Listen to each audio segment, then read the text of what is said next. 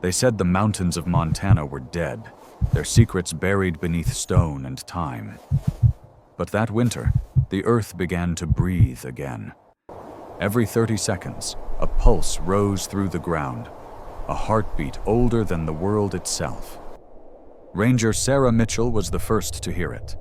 She thought it was an echo of her own past, of war, loss, and ghosts that never left. But the sound wasn't memory. It was a call. And what answered wasn't human. Night in Montana carried the weight of an ancient promise.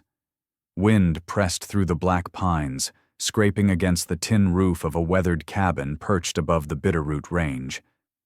Inside, a single lantern flickered, painting tremors of gold across the face of Elias Ward, a former military geologist who had survived 3 buried explosions overseas, but had failed to save his own family from a mine collapse back home. He sat motionless, one ear pressed against a block of quartz resting on the table. It wasn't a relic for study. It was the same stone he had found at the site of the collapse, a stone that, on quiet nights, seemed to breathe. From its crystalline heart came a rhythm, slow, deliberate, pulsing like the echo of something alive beneath miles of stone. On the rug, his German shepherd, Rune, stirred. The old dog rose stiffly, ears pricked, whining low. It padded in a circle, then stopped right above the spot where Elias had buried the ashes of his wife and daughter. "Again," Elias murmured.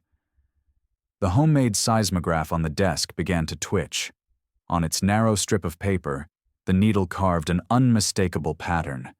K-thumb, K-thumb, K-thumb, a heartbeat. The sound vibrated through the cabin's bones. The picture frame beside the lantern rattled, the one of his family smiling before the mountain had swallowed them whole. Then the phone rang. On the screen, Dr. Leora Vale. Her voice came fast, tight with disbelief. "Elias, you're still up there in Bitterroot? We just caught a micro-tremor under Glacier Gulch. But listen, the waveform isn't natural. It matches a human cardiac rhythm. Maybe a sensor glitch or..." She hesitated. "Or what you told me last year." "I never said I believed any of it," Elias answered. "You don't have to believe," Leora said. "Just listen. I need you, and your dog, the tremor's back. It's rhythmic, patterned, almost intentional." Morning rolled in wrapped in fog.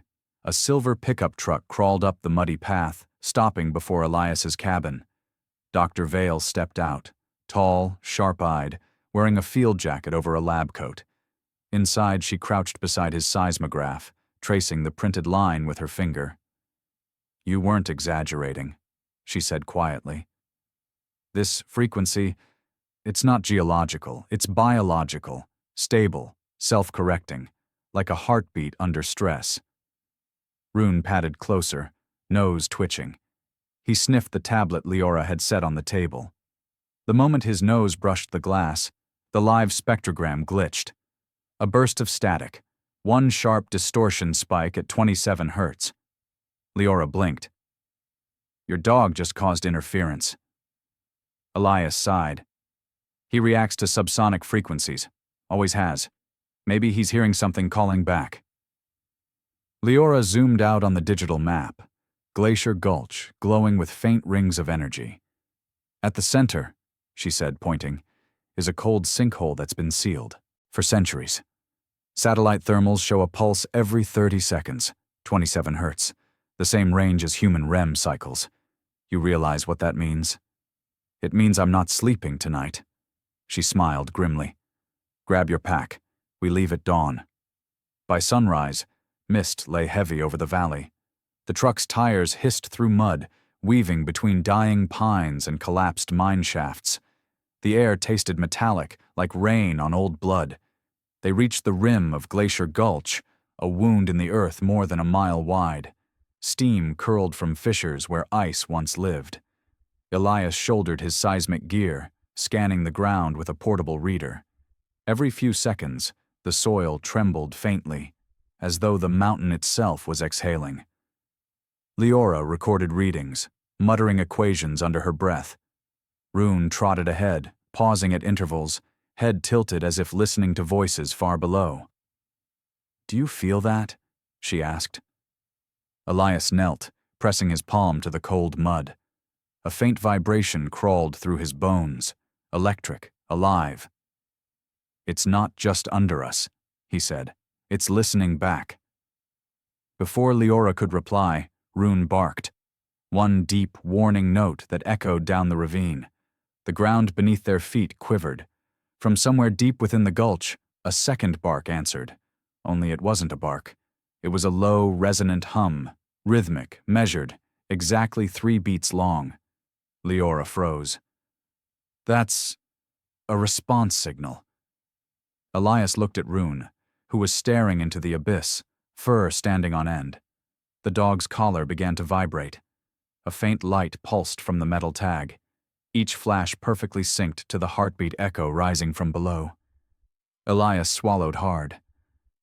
"Whatever's down there," he whispered. "It remembers us." And far beneath their feet, through miles of forgotten stone, something answered. The ravine did not open so much as unfold. Strata, peeling back like pages of a book that had waited too long to be read. Mist crawled along the gulch in slow rivers, pooling where the ground dimpled, and then lifting in thin veils when the first light pushed across the ridge. Elias and Leora moved along the rim with rope lines and careful feet. Rune trotted the perimeter like a sentry who'd already memorized every scent and shadow. The pulse kept time.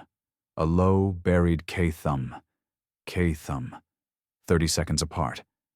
Elias had begun to count without realizing it. 30 breaths, a foot of descent, another pulse. 30 breaths, the clink of carabiner, another pulse. He could feel it in his teeth.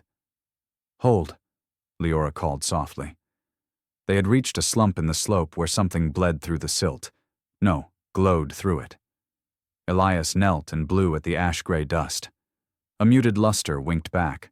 Not metal, not stone, something in between. He brushed more gently and revealed a curled shape the color of winter bone, petrified and seamless, embedded as if the ground had grown around it. "A horn," Elias said. "Bighorn sheep fossilized. At least 10, maybe 12,000 years." "It's not alone," Leora murmured, pointing. A second curl lay beside it, thinner, almost human hand-sized. But it wasn't bone. The surface shone like glass rubbed with oil. Light pooled and slid across it without finishing the thought of reflection. They cleared the surrounding dirt with a mason's care. The larger curve had fractured once in some ancient violence but healed into itself. Growth rings coiled around its crown like the grooves of a record. And on those grooves, faint as breath upon glass, were marks. Leora leaned close, breath fogging. Etchings. Elias tugged a soft brush from his kit and coaxed the dust away. Fine incisions revealed themselves. A tangled script threaded with lines and circles, spiral and chevron motifs, clusters of dots arranged like star maps. It looked like someone had written in a language the earth could read. Rune gave a low wuff. His collar trembled again, the metal tag answering a rhythm only it and the gulch agreed upon. "The horn's resonating," Leora said, eyes alight. "Not acoustically, electromagnetically. These grooves are conductive. Elias, this isn't just a fossil." She glanced up, irises reflecting the thin morning sun. "It's an instrument." "Or a circuit," Elias said. They rigged a tripod and eased the larger horn free. It left the ground reluctantly, as if there were agreements unspoken between it and the earth. The smaller curled piece came last. Elias cradled it like a foundling. He set both on a blanket and powered his handheld scanner. The screen filled with a ghost of the horn's interior. No marrow, no porous bone. Instead, a lattice of microfibers ran through the fossil like veins in a leaf, metallic under the scan, branching into nodal clusters at precise intervals. When he tapped the frequency sweep, the nodes glowed in cascading pairs. 27 hertz, Leora whispered, looking from the screen to the horn to Rune's trembling tag. Exactly. The dog nosed closer, ears pitched toward a sound they couldn't hear. His paw rested on the smaller horn. The moment his pads touched it, the scanner's display bloomed, nodes lighting in a spiral, then freezing into a pattern that matched the ragged rim of the gulch. Leora's voice thinned. He's closing the circuit. Elias steadied the horn under Rune's paw and turned the piece half a degree. The node spiral rotated on the screen. Lines blinked alive, connecting clusters into a map that wasn't geographic so much as behavioral, pathways of intention rather than distance. A ring pulsed at the bottom of the image. Rune lifted his paw and the ring dimmed. He touched it again, and the ring brightened. A switch, Elias said. He touched the ring with a gloved finger. Nothing happened. Rune placed his paw there once more, and the system responded like a living thing recognizing an old friend. The scanner emitted a tone, soft, subaural, felt more than heard, then translated to a pale, gridless projection. A topological diagram appeared in the air above the horn, jittering as if it were shy. It wasn't shy. It was breathing. The projection stabilized. A looped path cut into the slope where they stood, spiraling down to a hollow that did not yet exist in any survey. Off the main helix, smaller threads branched like capillaries. Dead ends, decoys, or tests. At the core of the spiral hovered a glyph. 3 nested circles crossed by a single line. Leora swallowed. We've seen that circle line motif in petroglyphs all over the Rockies, a door in some tribal symbology. But not like this, not active. Or it's a heart, Elias said. He wasn't sure why he'd said it until he felt the 30-count hitch in his chest. K-thumb. Why engrave a map on a horn? Leora asked, more to the mountain than to him. Elias brushed a thumb over the cured ridges, over the incisions worn smooth by time. Because shepherds go where no one else goes.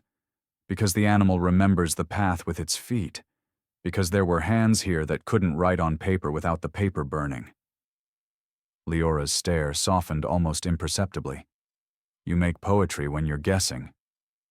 And you do math when you're afraid. She didn't deny it. She set the smaller horn on a foam cradle and produced a sterile swab.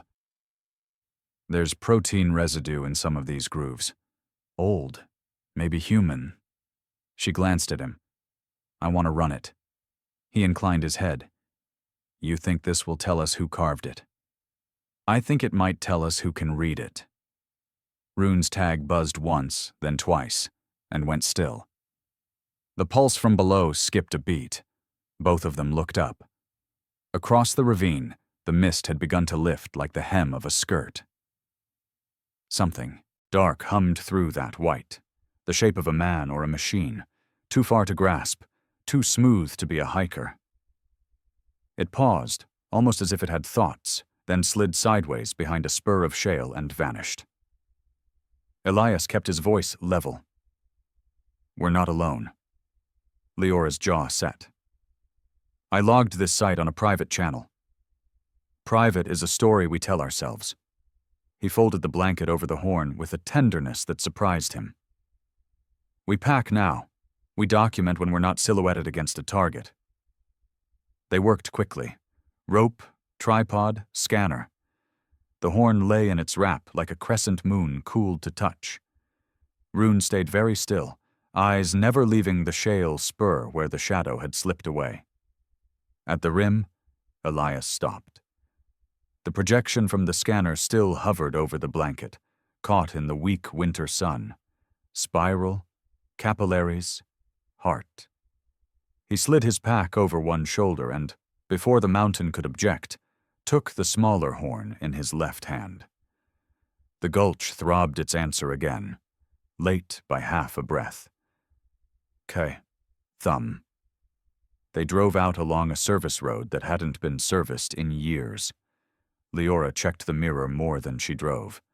The mist behind them closed and opened like an eyelid. Half an hour later, the cabin's eaves appeared through the trees. Elias felt the pressure that lived behind his eyes ease by a degree. Rune jumped out before the truck had stopped and swept the porch, circling the ash spot at the center of the floorboards once, twice, then reluctantly returning to heel. Inside, Leora laid out her kit with the reverence of a ritual. She pipetted clear fluid into microtubes, labeled them, sealed them. Elias wiped the horns free of mud and laid them on clean muslin. The room took on the concentrated silence of a chapel, where an old language is about to be spoken aloud. "Look," Leora said after a minute. She peered into the microscope, then stepped aside so Elias could see. In the agar, along the swab line taken from the horn's grooves, something sprouted, filigrees like frost, only redder, coiling into triple strands that weren't strands at all, but interlocking loops. The loops pulsed faintly, not alive, not dead, awaiting. "It's protein, yes," she said, "but the folding is wrong, or right in a way I've never seen." "Translation keys," Elias murmured. "Locks that need a voice." Leora glanced up sharply. "Say that again." "Locks that need a voice," he repeated. "What if the horn opens only for a certain frequency shaped by a certain biology? Not just a person, but a person and an animal, and a memory shared between them." Her gaze flicked to Rune. "A shepherd's map that needs a shepherd to sing it awake." Elias leaned back, feeling foolish for the warmth that rose in his chest. He stared at the old dog. Rune's muzzle had frosted at the edges these last 2 winters. He slept heavier, woke slower, dreamed louder.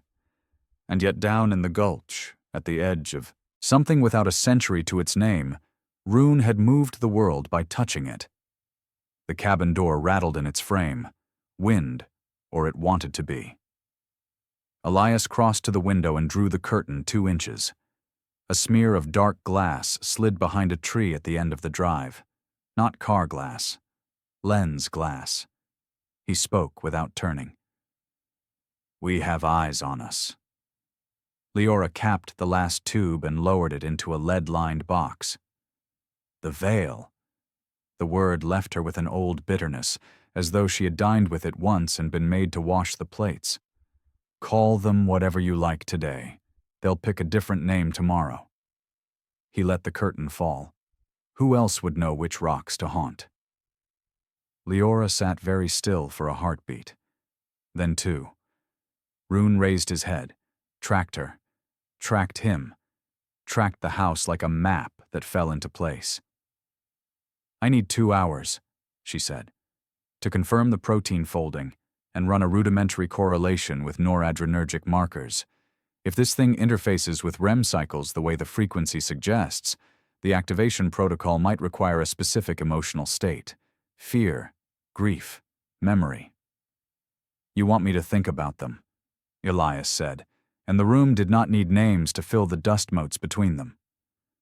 "I want you to not decide it for me," she said, more gently than her words. "If we're about to ring a bell that only rings once, I want to know what chapel we're in." He nodded, and the weight settled back on his spine, familiar as a rucksack he had sworn never to carry again. He busied his hands. Coffee, fire, a pencil rolling, the horn lying too quietly on the muslin. Rune rose and crossed the room, pressing his head against Elias's knee. The old joy of the gesture arrived late, like daylight through a canyon. "Okay," Elias whispered to the dog. "Okay." Leora's laptop chimed, an alert, sharp as a pin on a map. She turned the screen. A thermal satellite view of the Bitterroot, overlaid with a grid of timestamps. The cold sinkhole at Glacier Gulch pulsed as before. 30-second intervals, 27 hertz. But a second pulse had appeared north of it. Fainter, out of phase by 5 seconds, rising. That wasn't there an hour ago, she said. They're waking them, Elias said. Or something is waking to us, she countered. Rune's collar buzzed. Not the low tremor this time, but a tone he had not heard since the desert. 2 soft chirps and a pause. On deployment, that sound had meant a proximity trigger tripped on perimeter, shaped like nothing, shaped like a man. Elias didn't think. He moved. The front door opened to a porch that hadn't complained about feet in days. He stared past the trees. The lens behind the trunk had the patience of a snake. It did not run. It didn't need to. We're going to the gulch, he said when he stepped back inside. Leora blinked. I thought, they already know we have it, he said, nodding at the wrapped horn. And if this map is more than a souvenir, we're not meant to keep it in a box. We're meant to carry it to its door. Leora looked at him for 3 breaths, for 6. We take 2 vehicles, she said. We split 5 miles out. If one of us is followed, the other drops into the tree line and runs quiet. He nodded. You're doing math again. You're making poetry about being hunted. Rune barked once, deeply, as if to close the argument. The sound startled Elias with how much it resembled the hum from the gulch. 3 beats, then silence. They packed in reverse of fear. First the horn, then the scanner, then the lead-lined box. Leora pinched the bridge of her nose for a second and let herself be a person. Elias refilled Rune's water bowl, then realized how foolish that was for a road that didn't include bowls. On the threshold, he paused. The house had once been larger. Grief had made it small. A picture frame on the shelf caught his shoulder and teetered. He steadied it, his wife's eyes trapped forever in the amber of a day that had not warned them. He felt Rune press against his leg again, and something inside him pressed back, an answer to a question he hadn't admitted yet. He lifted the wrapped horn and felt, for the first time, its true weight, not pounds, years.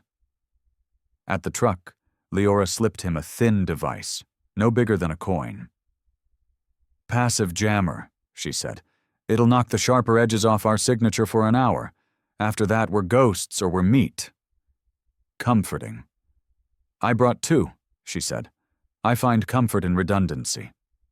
They didn't look back when the tires found the ruts and the trees swallowed the cabin.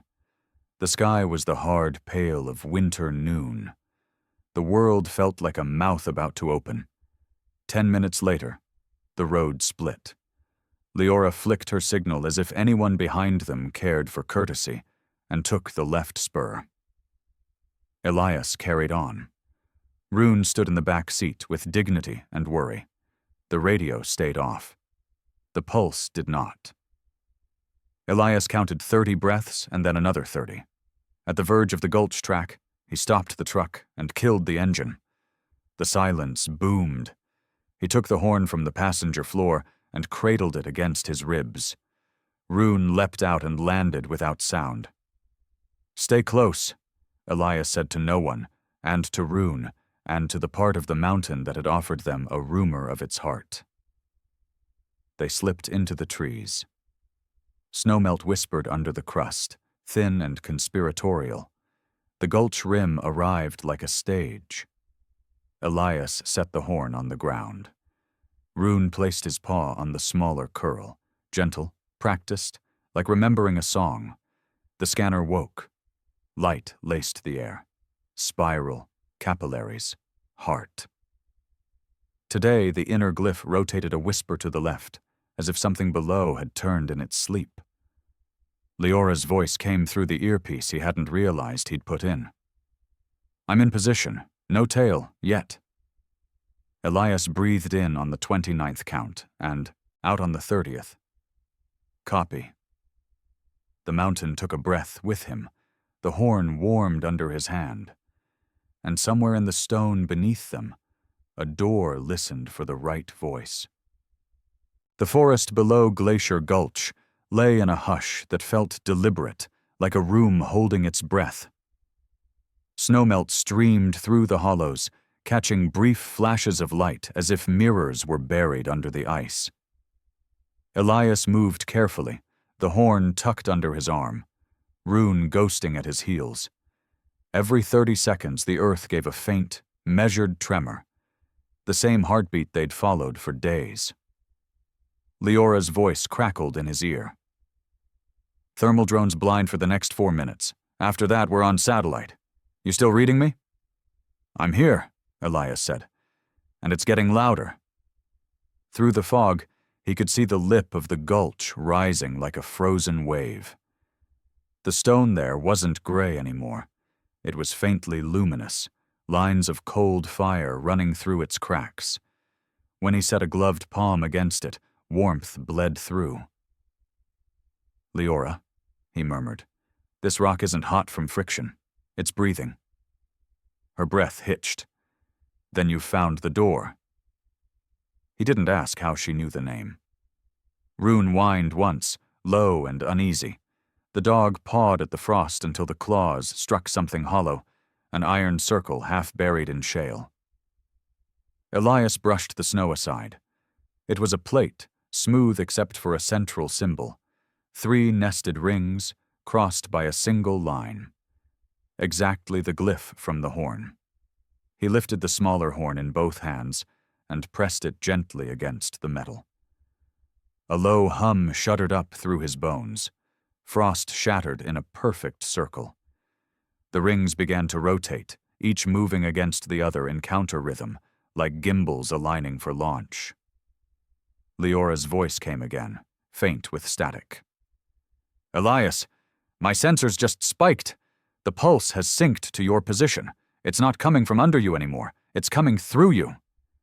He didn't reply. Rune stood rigid, fur rising, eyes fixed on the plate. The dog's collar tag vibrated violently, glowing the same dull amber as the light between the rings. Then the mountain exhaled. Air roared out of the cracks, cold as ancient breath, sharp enough to sting. The snow around them slumped, drawn inward toward the ring, as though gravity itself had taken a step closer. Elias stumbled back, but Rune didn't move. The shepherd pressed forward and set one paw on the symbol. The rings stopped turning. The sound cut off. Then, a single tone, deep and pure, rolled out from the mountain's heart. It wasn't noise. It was a word spoken in a language older than air, and the door began to open. Inside was no tunnel. It was a shaft, spiraling downward, walls ribbed with metallic ribs that looked carved and grown at once. Faint light pulsed along those ribs like blood running through veins. The horn in Elias's arm vibrated until his fingers went numb. "Leora," he whispered. "I see it," she answered. Her voice trembled with awe. "Elias, the readings. This chamber goes deeper than the fault line. It's under the crust." He swung his pack forward, clipping the rope into an anchor, then looked at Rune. "You ready, old boy?" The shepherd's only answer was a steady gaze and a low chuff that might have been agreement or warning. They descended. The deeper they went, the more the air changed. It was heavy, charged with static, filled with faint whispers that might have been echoes or memory. Every few meters, Elias saw engravings on the walls, hands, eyes, constellations that didn't exist anymore. Between them, smaller glyphs spiraled in repeating patterns. Leora's voice cut in sharply. "Elias, something's wrong. The pulse, it's duplicating. You're not the only source anymore." "Say again?" "There's another signal mirrored to yours, moving toward you, fast." Rune stiffened. His ears swiveled toward the shaft below. Then came the sound, a clicking rhythm, metallic but somehow wet, rising through the dark.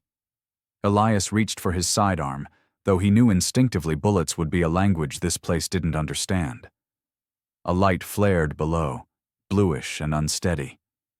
Out of it crawled a shape that bent wrong at the joints, half human, half the color of moonlit bone.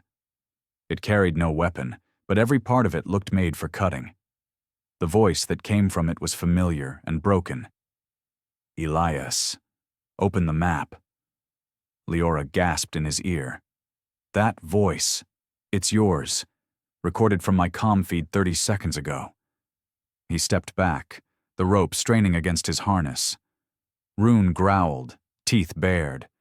The creature tilted its head, movements jerky like film-missing frames. "The mountain remembers," it said, echoing him. "Let it finish what it began." Then it lunged. Rune met it mid-air, a flash of fur and teeth and impossible loyalty. The impact knocked Elias sideways into the wall. Sparks flared from the creature's skin as it clawed at the dog.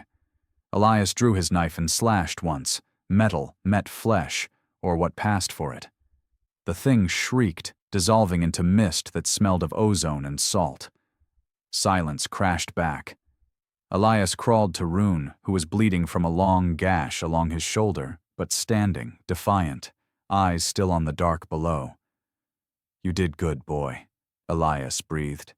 "You always do." Then from far beneath came the pulse again, only now it was faster, no longer 30 seconds apart. 20. 15. The whole shaft was waking up. Leora's voice was thin with fear. "Elias, you need to get out now. The seismic signature's climbing past 7.5. It's not an earthquake. It's something turning on." He looked down into the darkness. Faint red light rose from below, spiraling like a flare. In it, for one heartbeat, he thought he saw shapes moving, human, perhaps, or what humanity used to be. "No," he whispered. "It's not turning on. It's remembering." And the light swallowed him. He fell for what felt like minutes. No air, no weight, only light, red turning to white, white turning to memory. When Elias finally struck ground, it wasn't earth that caught him. The surface beneath him gave like fabric and hummed beneath his palms, alive in a way that rock shouldn't be.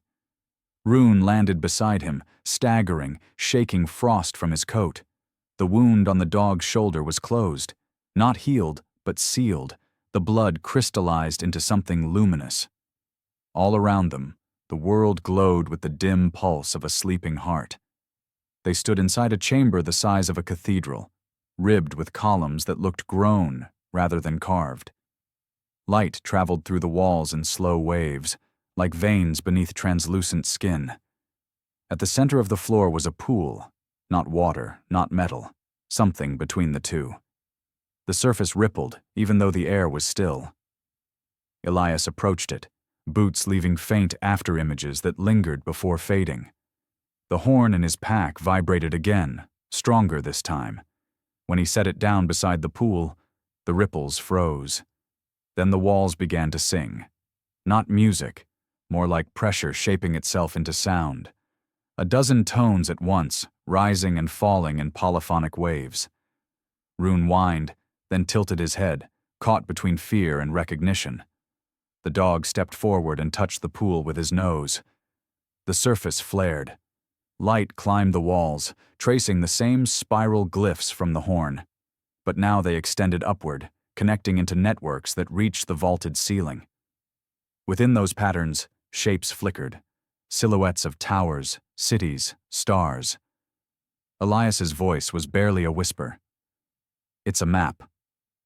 Leora's voice came through the comm, crackling with static. "Elias, I'm reading a signal burst from directly below your coordinates. It's broadcasting upward, through the crust. Do you see anything that looks like a transmitter?" "No transmitter," he said softly. "Just history." The vision stabilized. He saw, not with eyes but with memory, a world before names, giants of glass and light walking across molten plains, speaking in harmonics that bent the air itself. They had built these vaults, buried them beneath growing continents, not to hide, but to wait. They called themselves architects, or maybe that was simply what humanity would later call them. They weren't gods, they were preservation, and what they preserved wasn't gold or knowledge, it was pattern, the blueprint of consciousness itself. Elias staggered back as one of the figures turned. Its body was a lattice of energy, shaped roughly like a man, and its face, its mask, bore the same nested rings crossed by a line. It looked at him with no eyes, and when it spoke, the words formed inside his skull. The key returns. The light behind the figure flared. Elias felt Rune press against his leg, growling low. The creature took a step forward, not hostile, but inexorable. "Who are you?" Elias asked. "Echo, residue. We were builders of what breathes beneath worlds. You are the recall." The phrase struck something deep in him. The recall, as if he were part of something returning after an era too long forgotten. "Why me?" The being's outline wavered. "Because you still listen." The chamber trembled. A second light bled through the walls, colder, metallic, rising from somewhere far above. Leora's voice broke in again, urgent. "Elias, the surface just fractured. I've got drones descending, not mine. Someone else has found the gulch. They're armed." He looked up. Through the semi-translucent ceiling, faint silhouettes moved, human, angular, mechanical. The veil. They'd tracked them even here. "They can't come down," Leora said, panic edging her tone. "You're too deep, but whatever that thing is, it's pulling power from the crust itself. Elias, you need to—" Her voice cut, static, silence. The figure in the light turned toward the ceiling as if listening to the same intrusion. "The imitators awake. They carry fragments of our design but not our purpose. They will unmake what they cannot control." "Then help me stop them," Elias said. "We cannot act in the matter of flesh. Only memory can answer memory." Rune barked sharply, the sound slicing through the chamber's hum. The entity bent its gaze toward the dog. "The other key. 2 vessels, 1 frequency." Before Elias could speak, the floor shifted.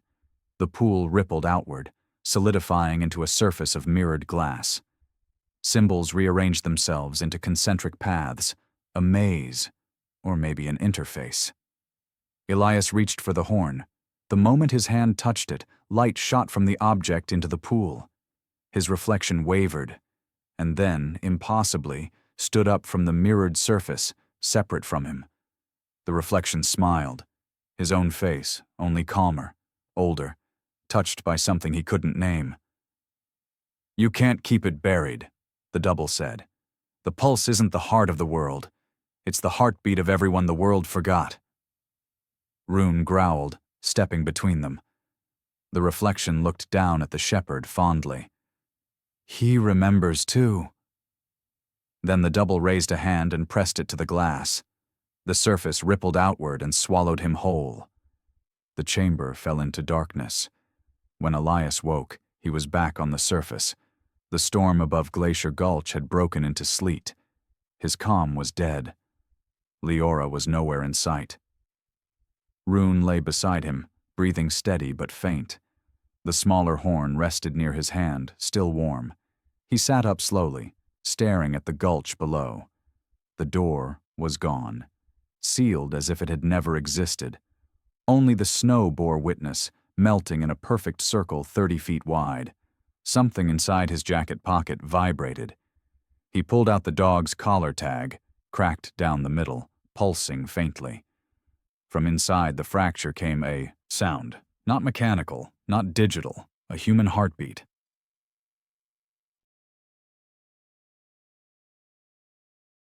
The wind had teeth that morning. It scoured the ridges of Glacier Gulch clean of snow, carving the landscape into sharp surgical lines. The world looked newly made, or freshly flayed. Elias walked the ridge with Rune limping at his heel. The dog's shoulder wound had reopened during the climb, but the blood that seeped from it wasn't red anymore. It shimmered faintly gold in the cold air, like liquid metal remembering how to bleed. He wrapped the shoulder in gauze, whispering, "We're not done, old boy." Rune's amber eyes met his, calm and ancient. The smaller horn in Elias's pack pulsed once, a heartbeat echoing from inside the leather. That's when he saw the smoke. 2 miles east, just beyond the timberline, a column of black rose against the pale sky, the shape of something burning with precision, not chaos. He knew what that meant before he heard the rotors. The veil had arrived. Leora came to with a migraine of light and motion. Her wrists were cuffed, her head pressed against cold metal flooring. The air smelled of ozone and gun oil. She blinked through the blur to see armed men in matte gray suits, no insignia, faces hidden behind transparent masks. A voice, low and practiced, cut through the cabin noise. "Dr. Vale, I'd say welcome back, but you've caused quite a mess." The man sat opposite her, late 40s, trim beard, wearing a black tactical coat that fit him like authority itself. His eyes were the only warm thing about him. "Director Halverson," Leora said, tasting blood in her mouth. "You still remember my name. Good. Saves us time." He gestured to a screen bolted to the wall. It showed drone footage of the gulch, the pulse of light before the collapse, then the crater ceiling shut. "You've stumbled into something that doesn't belong to you, Doctor. That anomaly under Bitterroot isn't new. We've been tracking microseismic patterns like it for decades. What you triggered woke up a network that spans half the continent." Leora's voice was steady despite the cuffs. "You mean the architects?" Halverson's eyes narrowed. "That's a convenient name. But no, they're not gods, and they're not your discovery. They're a contagion, a system designed to rewrite biological code, and your friend just gave it a host." She froze. "Elias?" He nodded once. His readings changed. Brain activity, blood chemistry, even his dog. Whatever happened down there, it bound them to the vault's signal. We can't shut it down without them. "So you plan to dissect him?" Halverson smiled thinly. "I prefer the word recover." Elias reached the smoking perimeter by nightfall. Black transport trucks ringed the valley. Floodlights stabbed through the snow like search beams from another world. Rune growled low. "Easy," Elias whispered, crouching behind a burned tree. Through the drifting ash, he saw Leora, restrained, standing beside Halverson at a field table glowing with monitors. Her hair whipped in the wind, her face bruised but unbroken. Halverson said something Elias couldn't hear, then turned toward a shipping container at the edge of camp. Soldiers moved to open it. Inside, something stirred. The air around it shimmered like heat haze, distorting the floodlight beams. The shape that emerged was human, or close to it, wrapped in a suit of translucent plates that flexed like muscle. The creature's eyes glowed faintly blue. "Subject 12, Halverson announced to his team. "Recovered from the Utah site. Neural patterns stabilized after exposure to architect resonance. Ready for synchronization." Leora's voice broke through the static of the wind. "You're insane. You're trying to merge them." Halverson looked at her. "Not merge. Reclaim. The first vaults were biological servers, Doctor. Organic consciousness meant to store the memory of civilizations. The bodies you call subjects. They're backups," he signaled. The soldiers turned the creature toward her.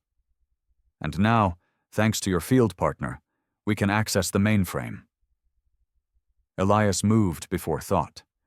He looped down the slope, silent, using the snow to swallow his footsteps. Rune followed, limping but focused.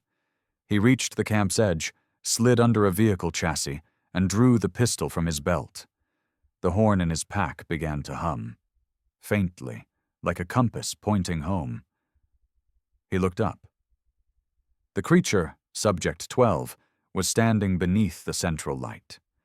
Cables connected it to a generator array, veins of blue energy running through the lines. Leora was forced to watch. Halverson spoke into a comlink. "Initiate resonance.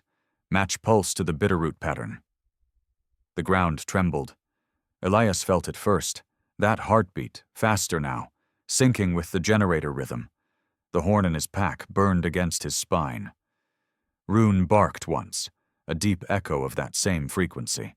The creature screamed, its body convulsed, plates fracturing, light bursting from every seam. The snow around it melted into steam.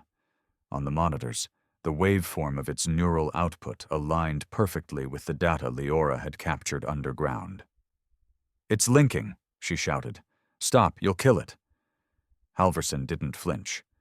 "It's not alive." The creature turned. Its voice was layered, human, mechanical, ancient. "The vault remembers." Every generator light blew out at once. Silence. Then, from the darkness, a voice, familiar. "Elias." Leora turned. He was there, stepping through the fog like a ghost, Rune at his side. The horn in his hand glowed white-hot. Halverson raised his weapon. "Ward, you have something that doesn't belong to you." Elias's voice was low, almost gentle. "Neither do you." He dropped the horn into the snow. The sound that came out wasn't a sound at all. It was gravity bending. Soldiers staggered as the ground pulsed with light. From the frozen soil, symbols rose, rings, lines, spirals, until the entire camp was inside a living circuit.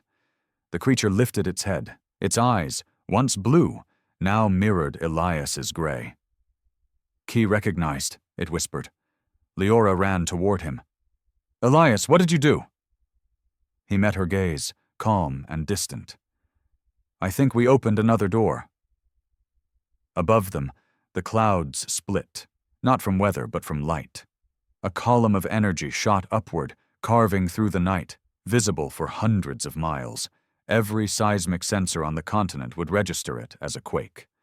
But it wasn't an earthquake. It was a wake-up call. And in the silence that followed, Rune looked toward the mountains and growled, not in warning, but in recognition. Because something vast and long buried had just answered back. Beneath the stone, the heart still beats. What they found in the dark was only the beginning. If this story reached you, if you fell, don't let it end here. Subscribe to the Vault of Echoes and follow us into Part 2, The Surface Calls. Because some echoes don't fade, they rise.